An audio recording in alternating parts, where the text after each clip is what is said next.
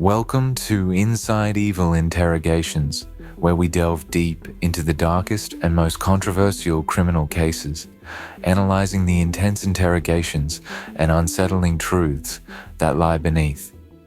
Today, we're exploring the harrowing case of Diane Marie Downs. Recorded in November of 1983, the interview titled In Her Own Words was not formally broadcast until May of 1984 due to concerns over its controversial content. This interview, featuring Diane's account of the tragic events, was later reshot by Ann Yeager, formerly known as Ann Bradley.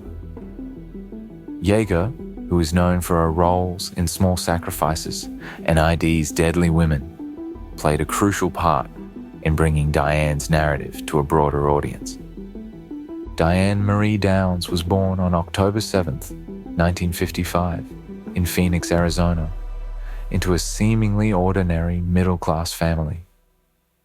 Raised alongside her siblings, Diane's early years were marked by a blend of normalcy and underlying tension. She attended local schools in Phoenix, where she was described as an average student. After high school, Diane chose not to pursue higher education and instead took up various jobs, including as a secretary and waitress, to support herself.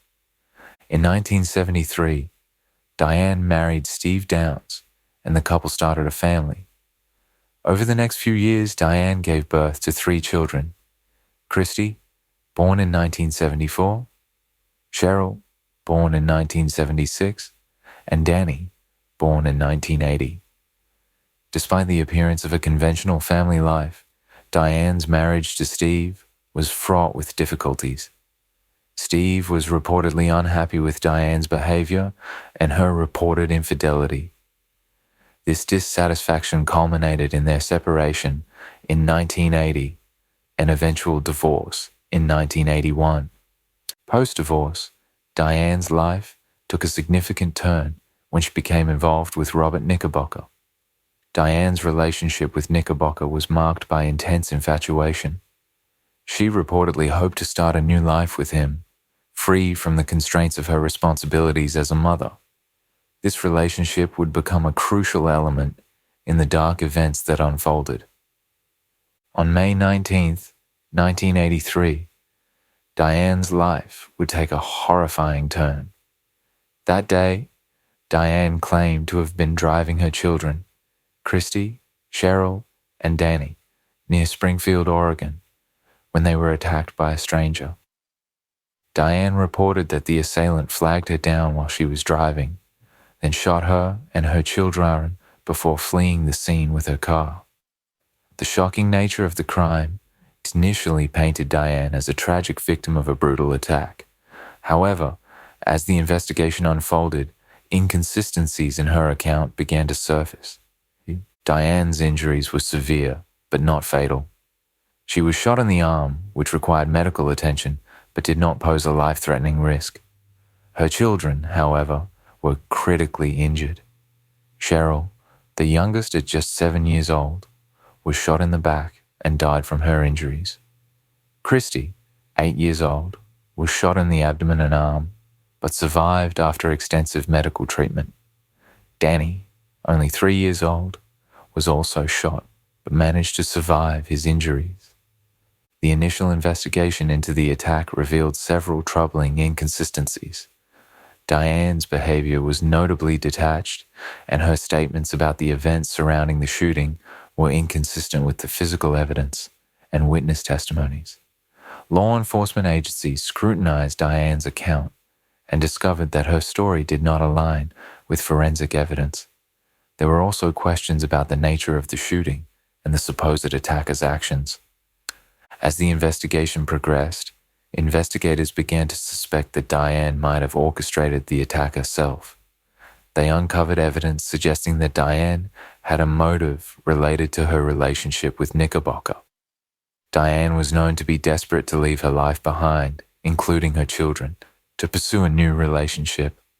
The investigation found that Diane's actions were more consistent with someone who wanted to eliminate her children to facilitate her escape. Diane was arrested on February 28, 1984. The trial that followed was highly publicized and revealed the full extent of her deception.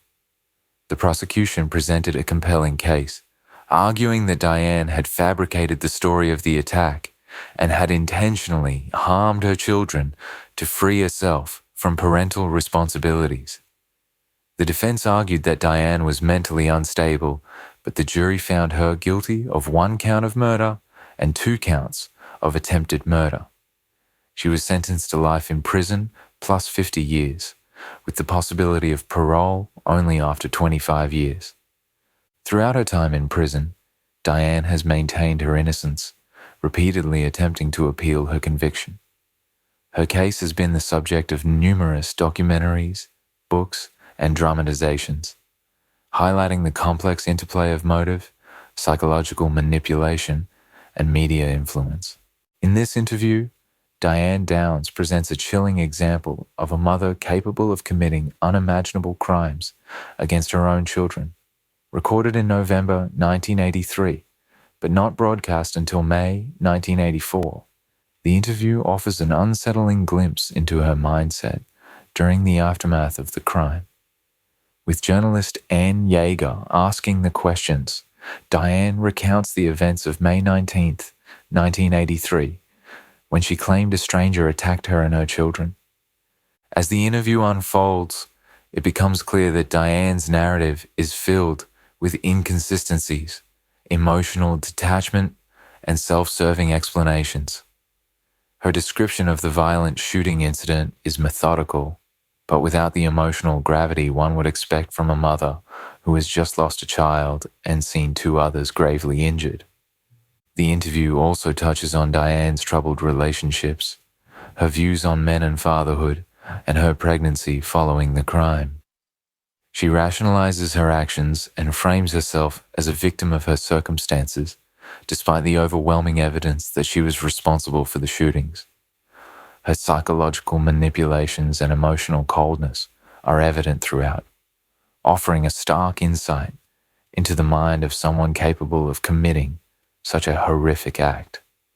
Through this interview, we are left with a disturbing portrait of Diane Downs, a woman who, instead of facing the reality of her actions, continues to manipulate her narrative in an effort to preserve her image, all while showing little regard for the lives of her children. Was there ever a time from the beginning when you first heard that you had any doubts about her innocence? Was there a time when I had doubts? Yes, there was. The first night, as a matter of fact, I had doubts. I felt, I sat and I sized up the situation, and I saw at one point that Diane had been shot in the, and everybody knows her as Elizabeth, but Diane had been shot in the left arm, and she's right-handed, and I made the comment to the police department there that night. It looks to me like Diane did it, because the children have been shot in the chest, and Diane has only been shot in the arm. And I says, it really looks like she did it. That really is the thing that spurred them to go and check, to do the Q-tips, run the Q-tips around her finger to check for the powder residue, and to also spray her hands to see if she held a gun. So it was a good thing that I expressed that, and I'm a very open person. If I think that somebody did something, I'm not about to hesitate to say they didn't. You know, I'll tell them that I think they did, and I'd say the same thing again if I believed it. I've had plenty of opportunity to follow, and that's one of the main reasons, I guess, for peace of mind. I've followed through, and I know that my daughter didn't do it. I have been through that night so many times. I've even been through it with my psychologist. It's very hard, it's very tearful. There are a lot of memories that, I don't know. A lot of people, when something traumatic happens to them, they suppress it immediately. I kept those memories because I knew that I was the only person that was going to be able to tell them what happened when we got to the hospital. And when I got there, the first thing I said was, call the doctors. Second thing was the blood type. Third thing was, call the cops, because they've got to find him. And so I had to remember as much as I could remember.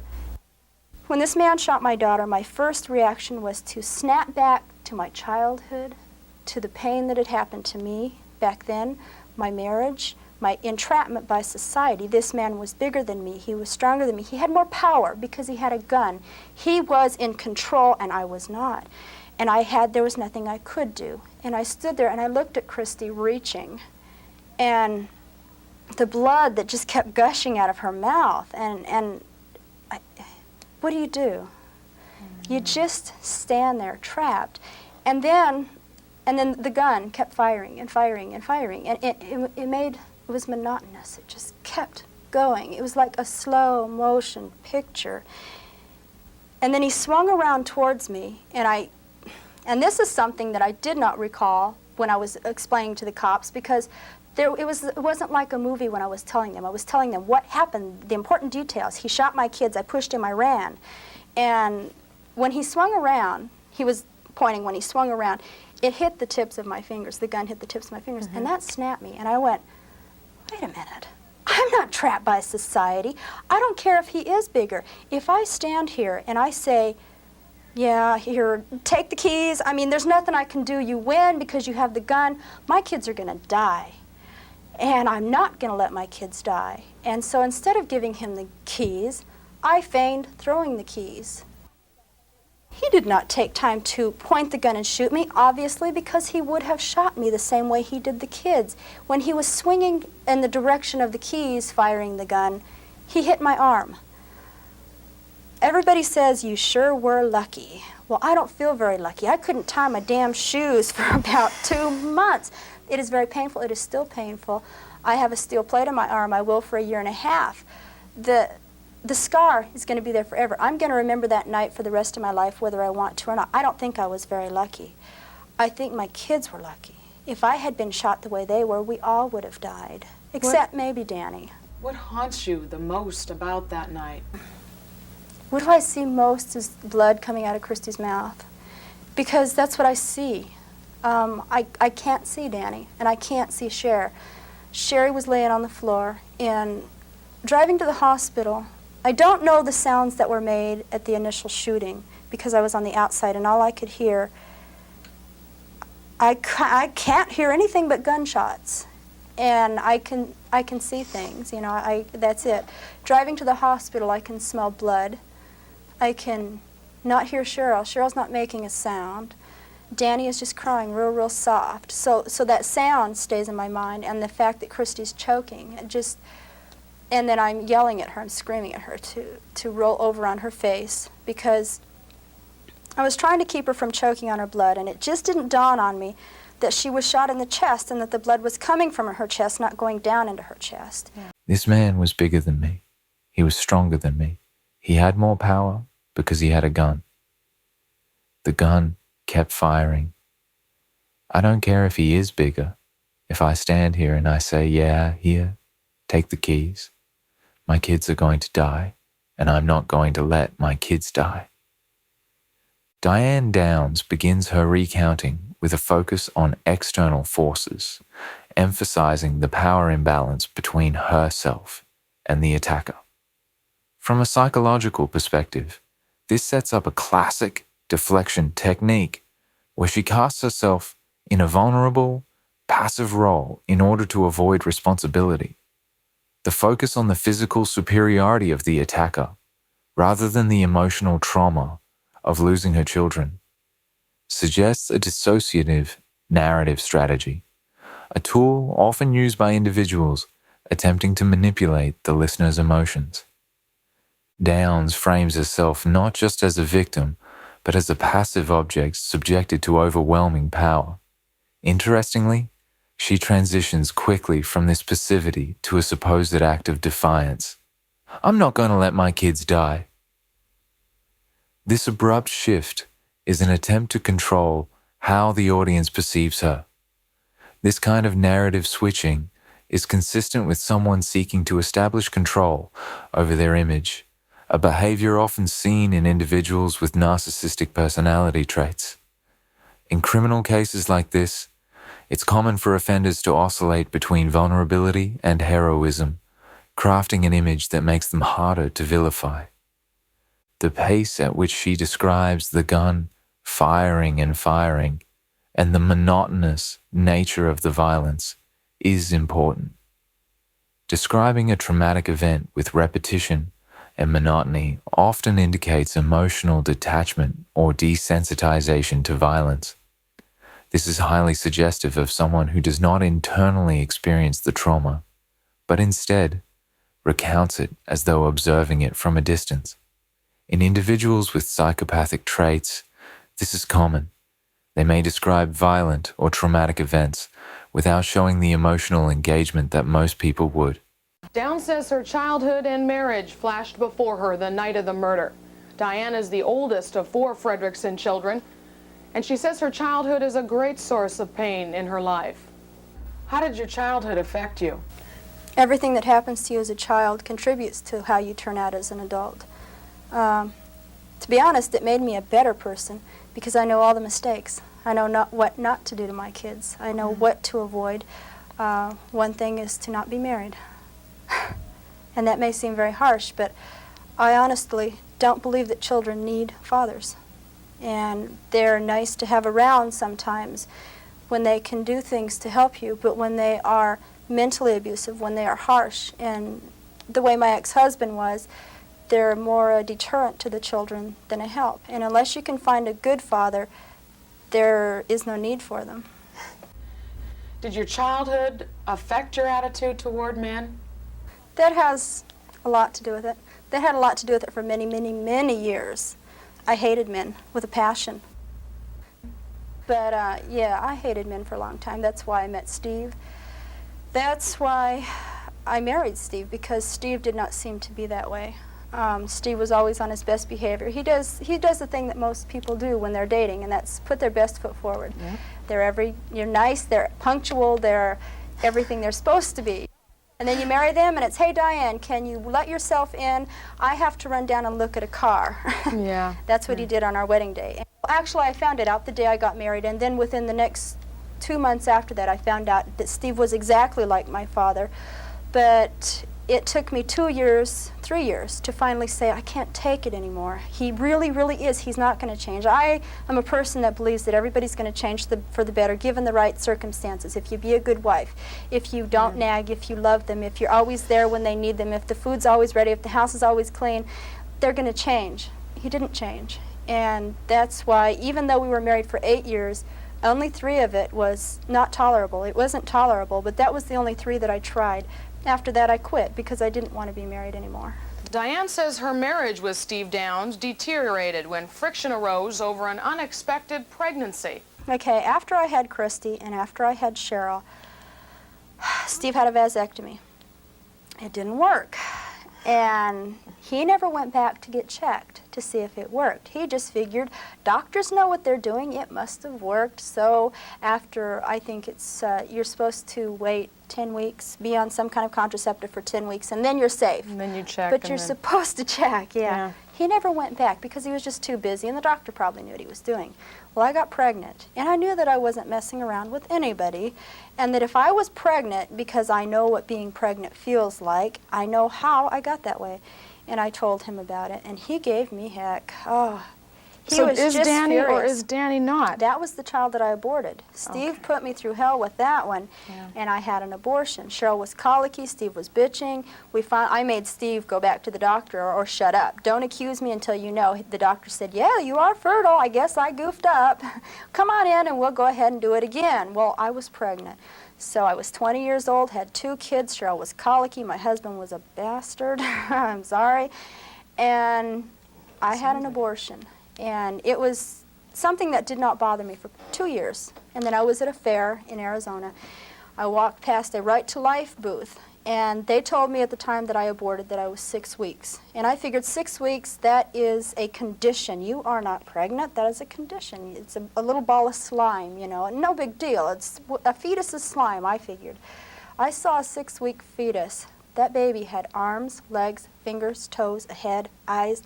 That was a baby. It was a human being, and I killed it. Everybody says you sure were lucky.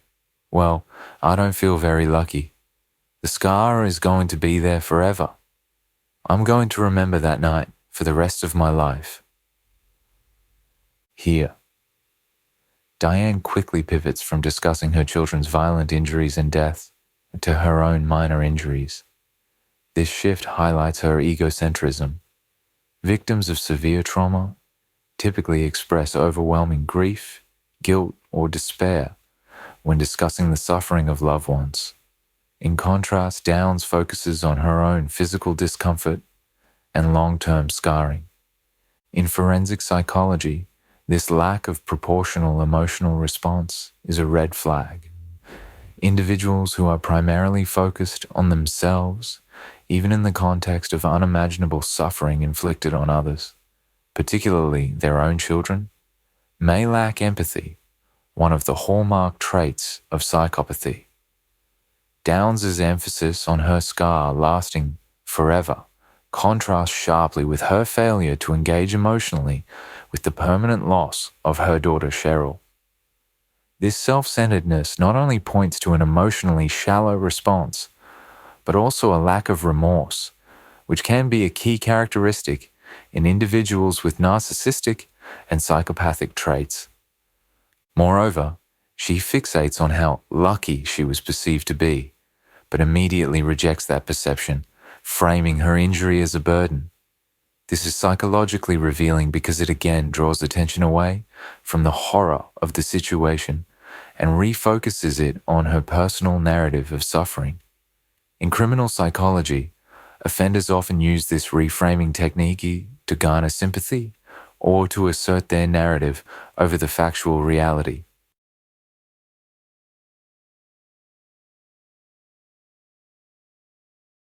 And I felt so horrible about it that I had killed somebody like that. I didn't kill it myself, but I hired a doctor to do it. Yeah. And so I asked my husband to have his vasectomy changed, reversed. He refused. I asked him for a year. He kept saying no. I said, fine, I will find a suitable donor. I watched people I worked with. I picked somebody that was attractive, that was healthy, that was not abusive of drugs and alcohol and such. Was strong, bone structure, the whole bit, a good specimen. It was really clinical. It was really terrible. And I seduced him. And I know my cycle, and it only took once, and I got pregnant. I went home, and about a week later, I told Steve I was pregnant. And he goes, how do you know? And I says, well, I know my cycle. I know I'm pregnant.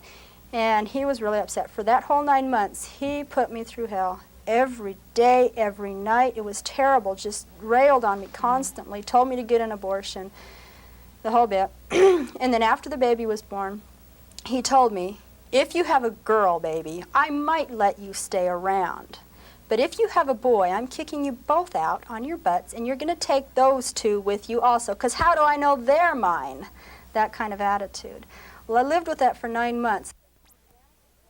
Well, when Danny was born, Steve, the reason it had to be a girl was because Christy was supposed to be a boy. I was so cruel and mean I had a girl, and Steve just couldn't stand it. Got one more chance, Diane. Cheryl better be a boy. Well, Cheryl turned out being a girl. He came into the recovery room. He goes, well, where is he? I said, he's a she. He says, how could you do that?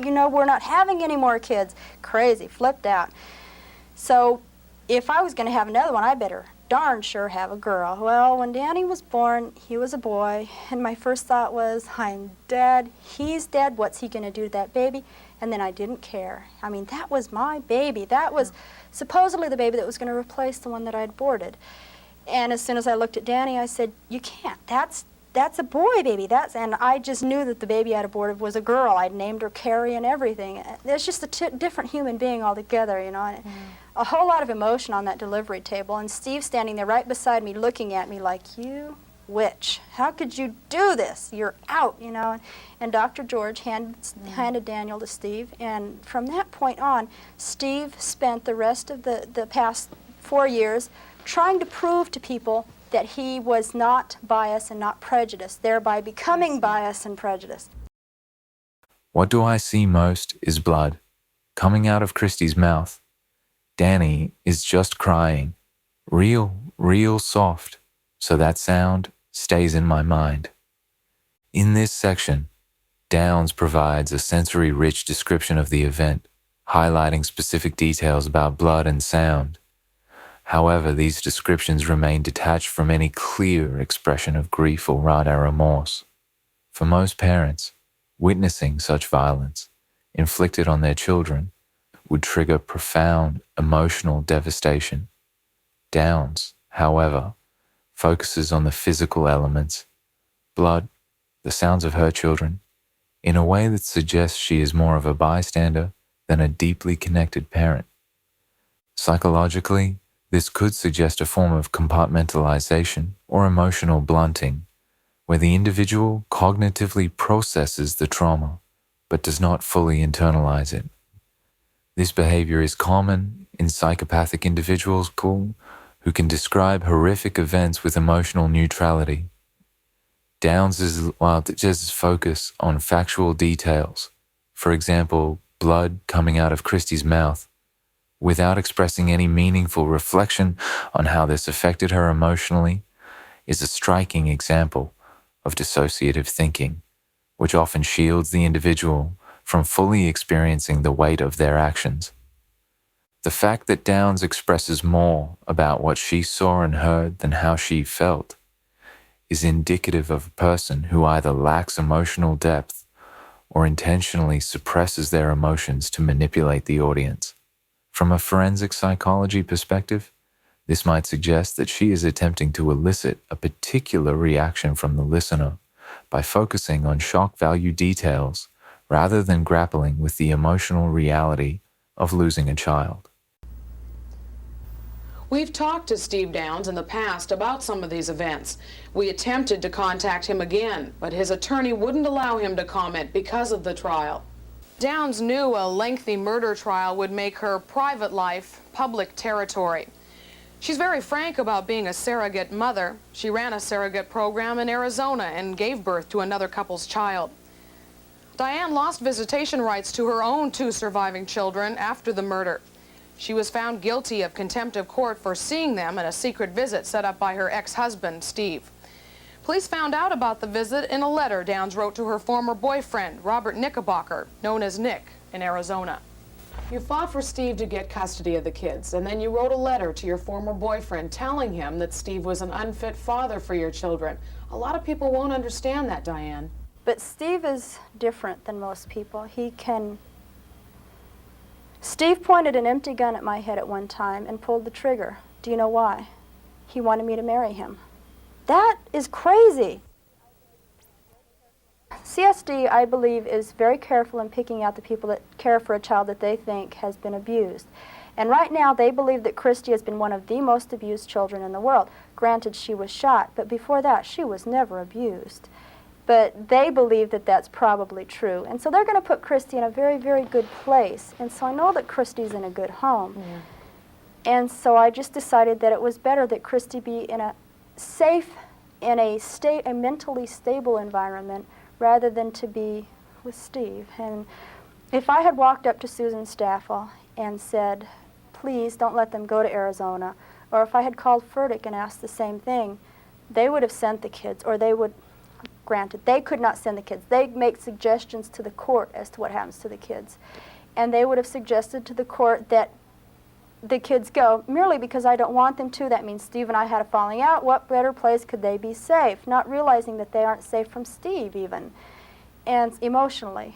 And so I couldn't just count on them to cooperate with me. They haven't so far. I couldn't expect them to now. And so I had to find another way to tell them. And I know that my ex-boyfriend was a fink.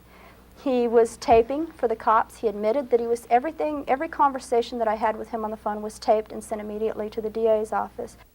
And I knew that that letter, if I sent it to him and he read it, would in fact get to the DA's office.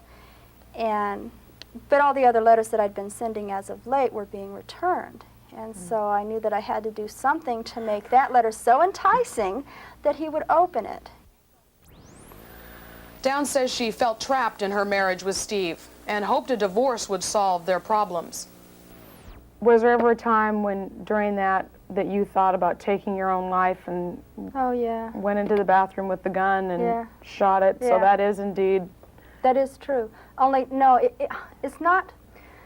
that's a long one, too. It takes many, many years of being mentally harassed, pushed into a corner. You can't go anywhere. You're trapped. It even stems from my childhood of being trapped. You know that you can't go away. You can't go someplace else. There's no place to escape to because they'll find you. They'll bring you back. Yeah. You'll be punished somehow. Steve was the same type of person. He was the kind of person that, at nighttime especially, was his best time for fighting, and he would just rail on me, just fight and fight and fight, and there was no way to escape, no way at all. Well, after I got my divorce, I figured I was free of that, and I wasn't. Steve would still come to my house and still do the same thing, and this was 2 years after our divorce, and he came to my house, and I had taken a gun. He had a handgun. It was the handgun that he had put to my head, unloaded and fired, and I took it from him. I swiped it from him, and I hid it in my house, and it was in my bedroom. He was doing it again, and he was getting very, very physical. Steve had just beat me up 2 weeks before that, beat me up terribly. There was blood all over the place. The sheriff's department came out and made a report on it, and my nose was all bruised, my face was bruised, my chest was bruised. He had choked me. I was terrified of him. He had never done that before. And for all I knew, this was 2 weeks later, he was going to do it again. And I ran in the bathroom, I ran in the bedroom and slammed the door. And he was coming through the door anyway, so I grabbed the gun and I ran in the bathroom and locked the door. And my first thought was, I'll never escape from him. I will never, ever get away. I divorced him, and that isn't even getting away from him. It doesn't matter what I do. I'll never get away from the insanity, except just to be oblivious to it. And I considered shooting myself, but it was a .22 handgun, and Steve had said, you can't kill anybody with a .22. Surprise. There's no way you could kill somebody. You would hurt them badly. And then I thought, besides, my kids need me. I can't die. Then I thought maybe I should kill him.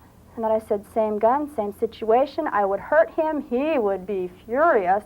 Then To be honest, it made me a better person because I know all the mistakes. I know what not to do to my kids. I honestly don't believe that children need fathers. Here. Downs discusses her past relationships and uses them as a springboard for self-aggrandizement, claiming that her negative experiences have made her a better person. This is an important moment for understanding her psychological makeup. Individuals who use their trauma to elevate themselves or project an image of growth without accountability are often employing what psychologists refer to as narrative narcissism. In this framework, the person's hardships are reframed solely through the lens of their personal development, while the actual victims, in this case her children, are pushed into the background. Diane's blanket statement that children don't need fathers serves as another rationalization for her personal life, decisions, and failures. This is a common psychological defense mechanism where an individual attempts to universalize their personal failures into broader philosophical stances. By framing her personal struggles in a universal way, she avoids responsibility and justifies her actions. Additionally, this suggests a lack of emotional processing and an avoidance of confronting the emotional weight of her family breakdown.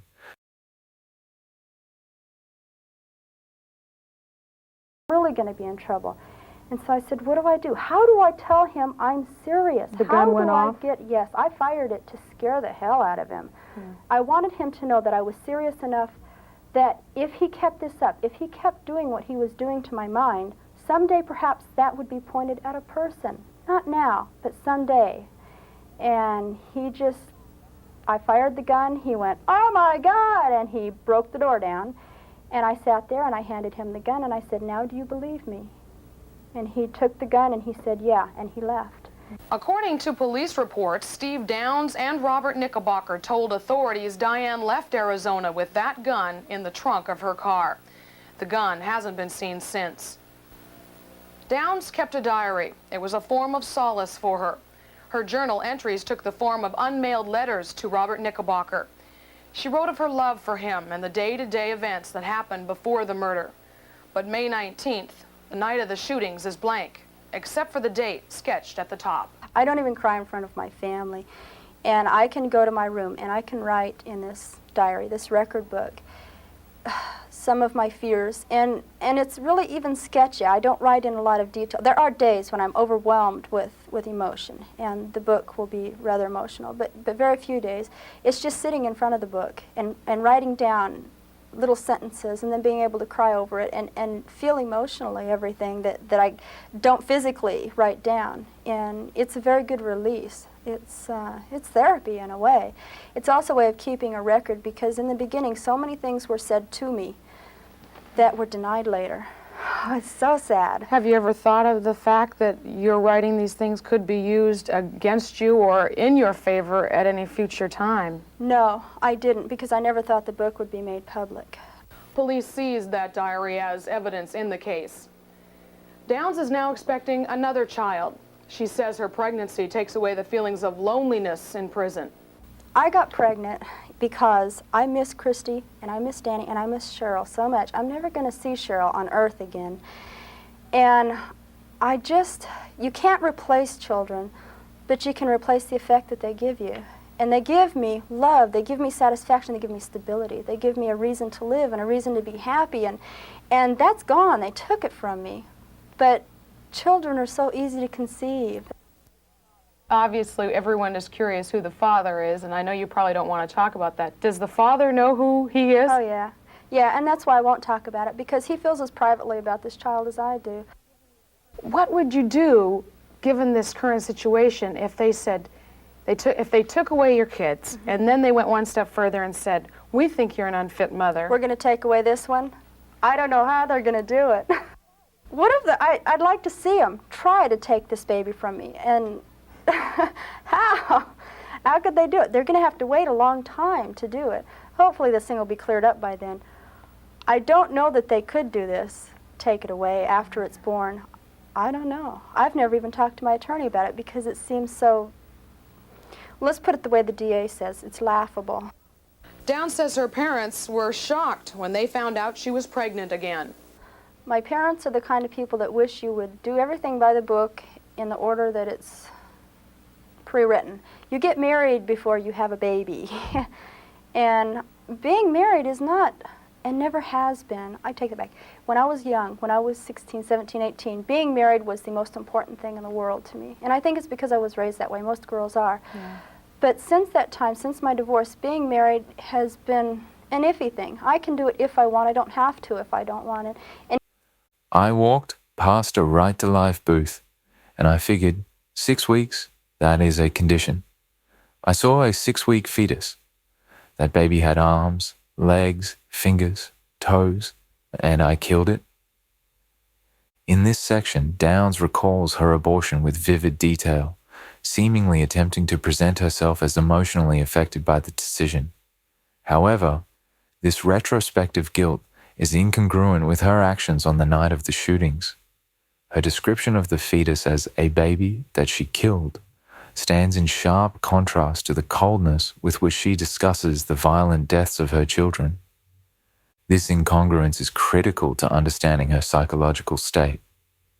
Her selective remorse regarding the abortion could be a part of a manipulative strategy designed to make her appear morally conflicted, thereby humanizing herself in the eyes of the audience. By drawing attention to her past guilt, she diverts attention from the lack of guilt she expresses for the far more brutal and immediate deaths of her children. This behavior, focusing on a past event to evoke sympathy while avoiding the more relevant, recent crimes, suggests that Downs is actively constructing a narrative where she remains the victim rather than the perpetrator. This selective engagement with emotional content is indicative of someone who uses emotional manipulation to control how they are perceived by others. It's never been uppermost in my mind. My children are. My children always have been. And having children is, I think being a mother is the most wonderful job that any woman could perform. I die every day. When I go to bed, I cry at night. Even now, I still cry. I dream about Cheryl. I dream about Cheryl reaching out with me with her arms and always giving me a kiss and saying, I love you, I miss you, where have you been? It's almost as if she really is coming back and saying, how come you're not here with me? One time, it was right after Christy went to the foster home, I dreamed that Cheryl came to me. Well, Christy came to me. And I said, Christy, how did you find me? And she said, Cheryl brought me. And Cheryl came walking out of the shadows. And there was blood on her shirt. And I just, yeah, it was really spooky. And I said, Cheryl, I thought you were dead. And she goes, no, I was faking it. I knew they were going to take Christy away and she wouldn't be able to find you, so I brought you. And then Cheryl showed us how to sneak Danny out of the hospital and everything. It was a wonderful dream. It was wonderful because we were the Four Musketeers, and we were together again. But anyway, my dad knows how much I was grieving for the kids, and so he couldn't very well condemn the fact that I was having a child, because it's, like I said, it's not a full replacement. You can never replace a child. I tried to do that with Danny. Danny was a replacement for a child that I had aborted many, many years ago when I was quite young and foolish. And I found at that time when Danny was born that he is a person in himself. You cannot replace a child with a child. They are individuals. And this child is not to replace Cher, never. Cheryl's always going to be with me. How could I replace her? She's still here. But it's somebody to keep me company until Chris and Dan come home. Somebody that I can love and feel and talk to. It's not like you're talking to yourself anymore. There is somebody there. And that's all this is. And so my dad couldn't really condemn it, even though he doesn't condone it. Over the 9 months that passed without an arrest in this case, Downs lived with her parents in Springfield. Police reports claim Downs has changed her story about what happened the night of the shootings.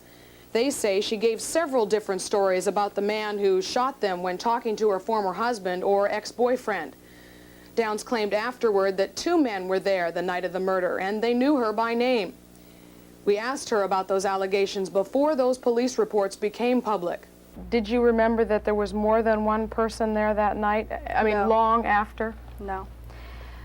That is another thing that I suppose if you listen to the different tapes that were made, tapes by my ex-boyfriend, tapes by the sheriff's department, you would understand a psychological pattern that was being built up. It's something that I did not even understand at the time because, first of all, I trusted the cops. And even though I didn't trust the cops, I was forced into a position of saying they're the only people that really can help me. They're the only people that will try to find the person that did this. And you're trapped in a position of having to trust somebody even though you don't know if you should trust somebody. Downs also says the children were shot inside the car. But police reports claim high-velocity blood spatters were found on the outside of the car, on the passenger side. The police found blood on the outside of the car. Could one of the children, perhaps Cheryl, have fallen out of the car on the passenger side? The DA has come up with this idea that somebody was shot on the outside of the car, on the passenger side of the car. I was on the driver's side of the car when I was shot. And that's why it was so, it was planted. And it just seemed, I mean, it can't be real because they talk about blood spatter. And when they say spatter, I think something being shot out, like the blood spatter in the car. You know, it was so uniform, it was so regular, same size droplets spread evenly in a pattern. And when they say spatter, that's what I thought of. And we saw pictures of this so 20-01-24. 0. I got pregnant because I miss Christy, and I miss Danny, and I miss Cheryl so much. Here, Downs' explanation for her pregnancy post-crime reveals a profound misunderstanding of the emotional complexity of relationships. She frames her pregnancy as a way to replace the love she lost from her children. This is a deeply troubling statement that reduces children to objects that exist to fulfill her emotional needs rather than independent beings with their own worth. This kind of language is characteristic of individuals with narcissistic tendencies, where relationships are transactional and other people, especially children, are seen as extensions of the self. In criminal psychology, this kind of egocentric view of relationships is particularly concerning, as it suggests that Downs is incapable of forming genuine emotional connections with others, including her own children. By stating that children are easy to conceive, she trivializes the role of motherhood and reduces it to a mechanical process. This detachment and objectification are indicative of her emotional shallowness and lack of empathy, traits that align closely with psychopathic behavior. called spatter. it's drops. When they took the kids, they took Chris and Cher out of the driver's side of the car, and it's blood droplets. It's when they picked the kids up and carried them over the threshold, there is blood dripping down the side of the car. But May 19th is an evening that will not be forgotten by the survivors. But the thing that really, really haunts me the most is not even the sight and the sound. I mean, the sound and the smell are fading. But at night, when I close my eyes, I can see Christy reaching her hand out to me while I'm driving, and the blood just keep coming out of her mouth. And that, maybe it'll fade too with time, but I don't think so. That haunts me the most.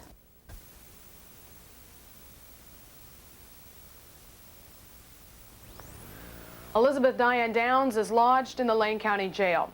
She's charged with murdering Cheryl Downs and attempting to murder Christy and Danny Downs. Jim was talking in court about how Danny points a gun at a family portrait and shoots at people. You did not read the part where it says that Danny is shooting Mommy and Cheryl. Simple to understand. He doesn't shoot Christy because Christy's there with him. He shoots Cheryl because everybody's told him that Cheryl's dead. Therefore, if Mommy doesn't come around, she must be dead too. And so he's shooting them because he was shot, Christy was shot, Cheryl was shot, Mommy was shot, they're dead. It's a terrible, what's happening to Danny terrifies me. Because maybe he's angry at, most children get angry at their parents if their parents die when they're young, and they hate them for it, and it takes many, many years to come out of it. And Danny's probably very angry at Cheryl for deserting him because, like I said, we were a close family. He could depend on Cheryl to do anything. Danny used to come running down the hall at night and climb into bed and announce, "I'm sleeping with you tonight because my room's too dark." And now he can't do that. He can't run down the hall at all. He's trapped in his bed.